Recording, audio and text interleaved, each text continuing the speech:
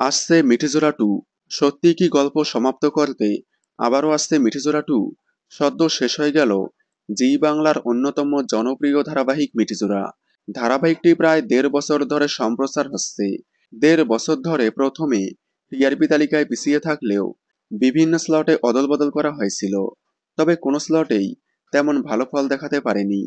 টিআরপিতে সেরকম ভালো ফল দেখাতে না পারলেও অনলাইনে কিন্তু তুমুল জনপ্রিয়তা পেয়েছিল।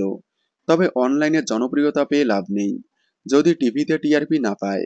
টিভিতে টিআরপি না পাওয়ায় হঠাৎই বন্ধ হয়ে গেল মিঠিজোড়া। তবে শেষ পর্বে অনেক কিছু না দেখিয়েই হঠাৎ করেই বন্ধ করে দেওয়া হলো। তাই অনেক ফ্যানদের দাবি, গল্প অসমাপ্ত করে কেন শেষ করা হলো?